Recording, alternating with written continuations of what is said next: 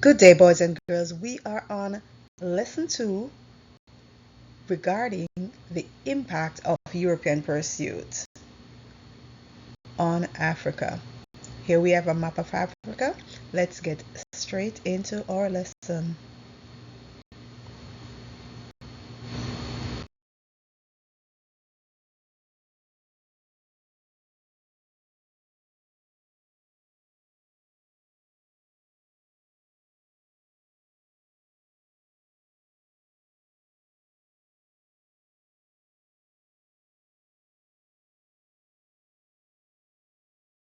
Boys and girls, our overarching question today is, what was the impact of economic pursuits on African nations?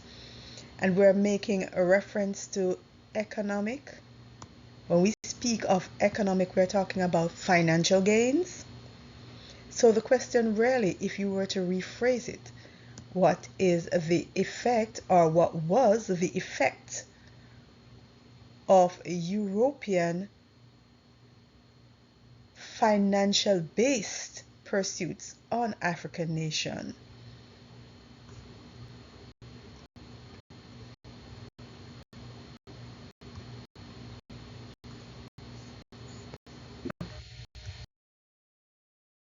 Now let us look at the nature of European trading relationship with Africa.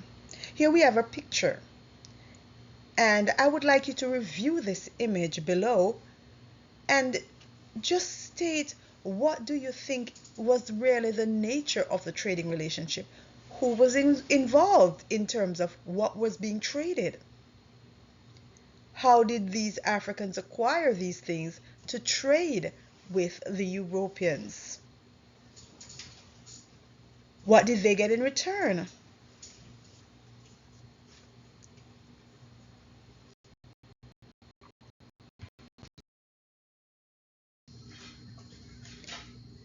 Here is picture 2, also speaking to the nature of trading relationships with Africans. Let us look right now at this image. What are you seeing here? This gentleman right here. Who do you think he is? Look at the environment. Where do you think this is? Is this along the West African coast? What do you think these persons are carrying? What could they be carrying? What type of resources?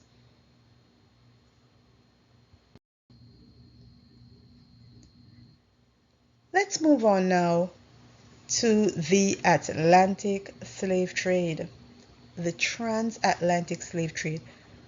Now, please note, boys and girls, that this prefix here, trans, means across. It means across. So what this is basically saying, it's a trade that took place across the Atlantic Ocean, hence the name transatlantic slave trade. So it's trade in slaves across the Atlantic Ocean. The transatlantic slave trade was an agreement between Spain and Britain in 1713 that granted the British the sole right on the trade of enslaved people with the Spanish colonies.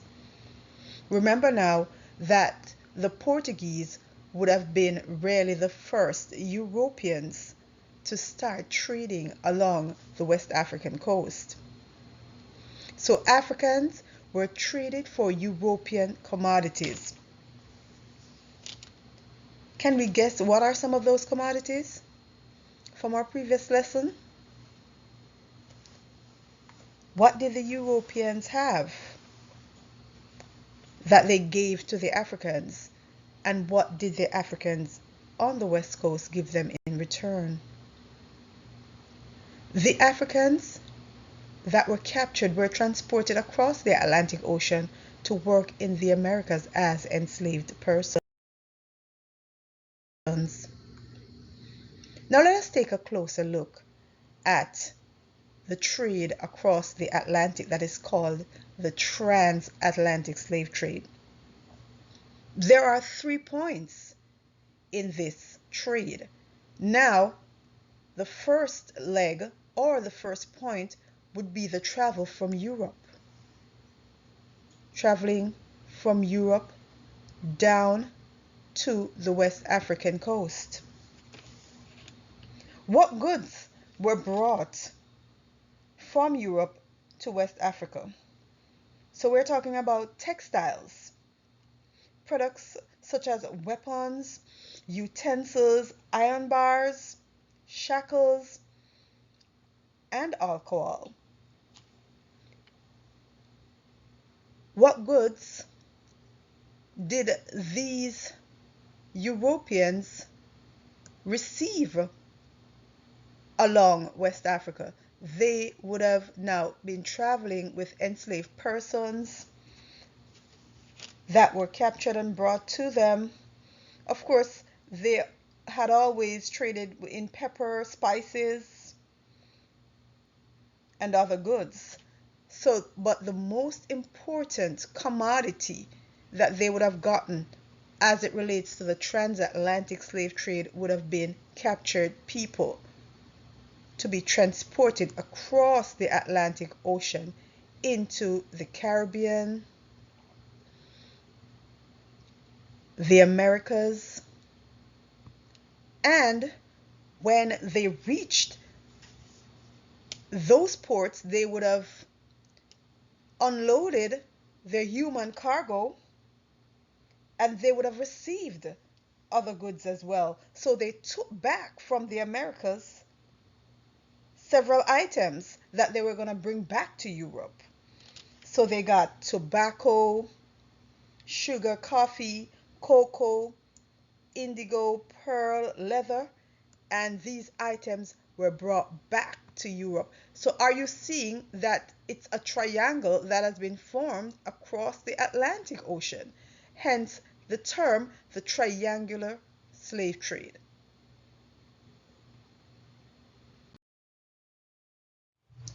Let's look at the effects of the slave trade on Africa as a continent. Remember, it had devastating effects on Africa. Not to say that certain empires did not benefit from this trade. For example, modern day Angola, which was Congo, was known for its ivory, pepper, spices, and other goods. By 1480, they would have been trading with the Portuguese along the Congo River. And this empire thrived because of their trading relationship with the Portuguese. Now, for the most part, the slave trade had a devastating effect on Africa. Why? The mere fact that the strongest persons were taken had a big negative impact on the society. Women of childbearing age, young men, and over the years, at least the first 150 years of the slave trade, persons who were enslaved and brought to the Americas were taken from West Central Africa. So a large percent of the persons taken captive were the younger, stronger ones. That led to problems as it relates to their agricultural development. Young persons who were needed to conduct farming were transported across the Atlantic into the New World and taken into slavery to work on sugar plantations and in cotton fields. The elderly were left behind, the disabled, or persons who would have been dependent.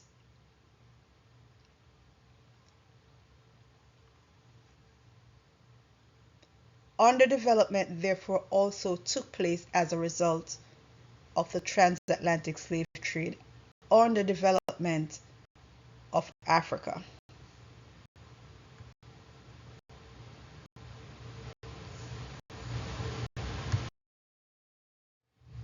Let us now look at the effects of the slave trade on Europe. The Dutch, English, and French established colonies in the New World. They became major participants in the transatlantic slave trade. A large percentage of their human cargo was taken from the region of West Africa between the Senegal and Niger rivers. The demand for slave labor rose in the Americas with the increase in sugar plantations, as well as tobacco plantations in certain regions of North America.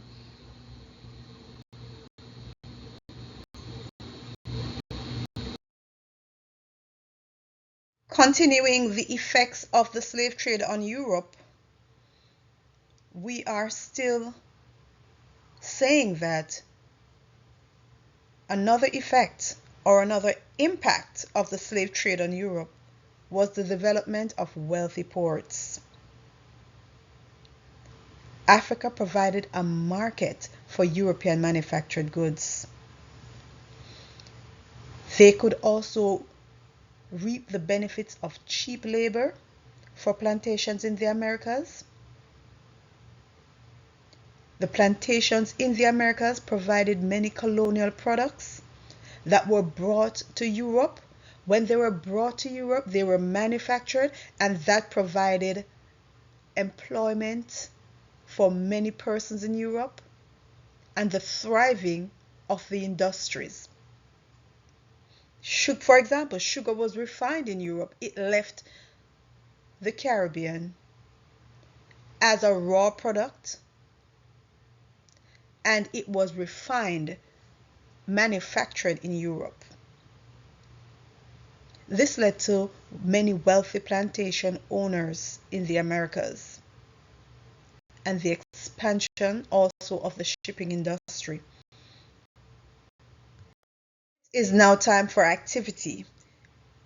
The instruction is that you are to place the words that are located in the word bank below under the appropriate table to answer the following: causes of the Atlantic slave trade, effects of the transatlantic slave trade on Africa and Europe. Here are the words below. These words or terms should be placed under appropriate column headings. Let's look at the column. So the words that are in the word bank are to go under the appropriate columns here. Which word or term would fit under this column, causes of the transatlantic slave trade? Which word or terms would fit here, effects of the transatlantic slave trade? And which term or words would fit here, effects of the transatlantic slave trade on Europe?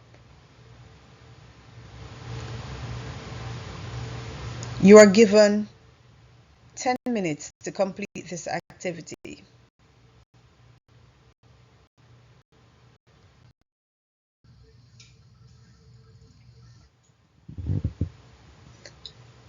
This is another activity for you.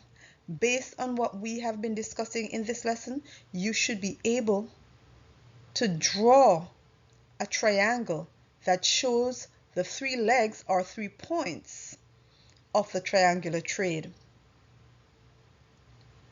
Point 1, point 2, and 3. It was already discussed in a previous slide. Feel free to go back to that slide to be certain of your answers.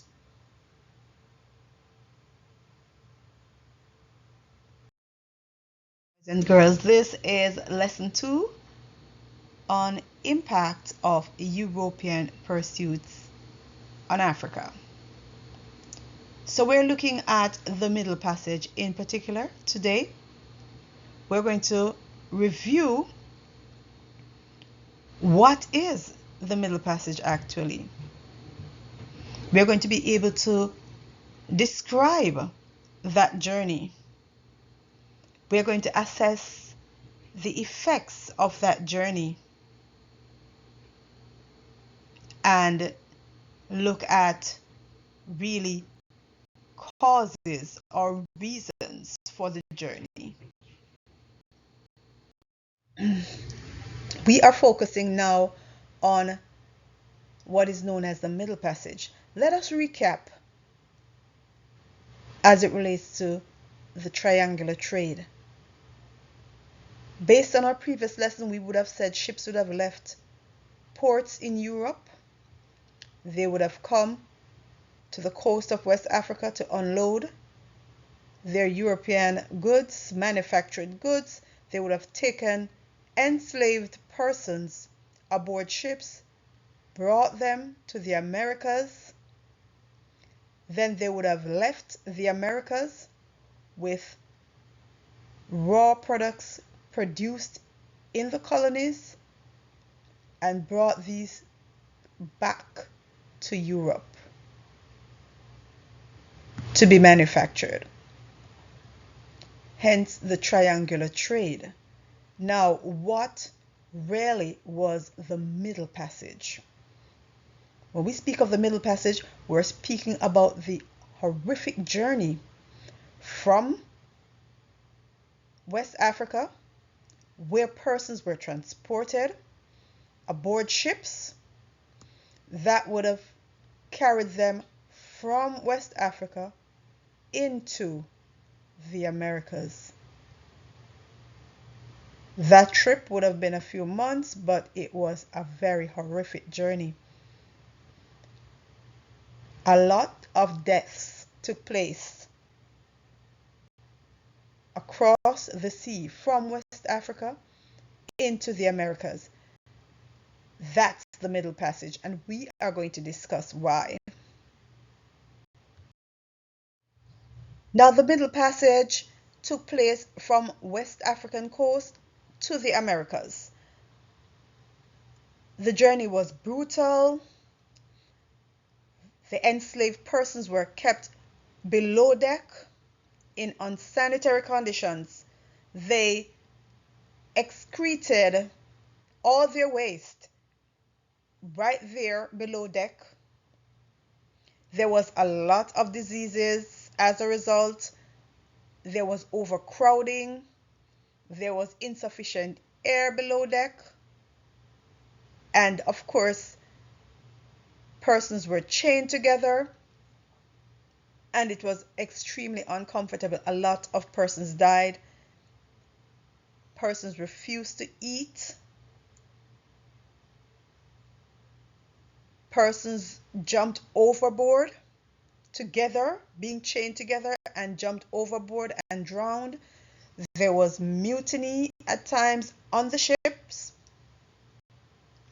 riots, and a lot of deaths occurred during that Middle Passage transport.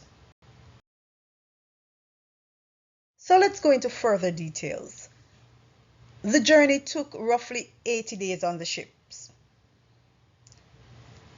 Hundreds of Africans were packed tightly. Of course, these Europeans wanted to transport as many persons as possible to the Americas. They were chained together. They could not sit upright, and the heat was intolerable, and the oxygen levels became very low. And of course, the death toll can be estimated as between 15 and 25% of the enslaved Africans who were bound for the Americas. During the journey to the Middle Passage, they perished.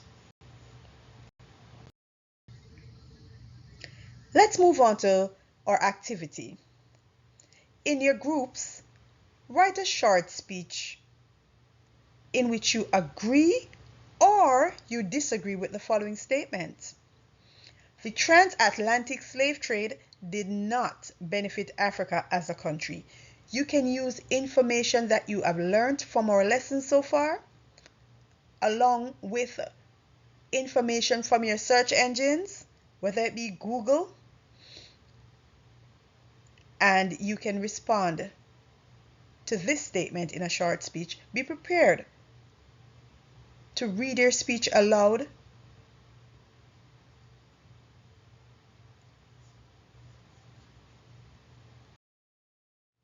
We are now at the end of our lesson. Thank you for listening.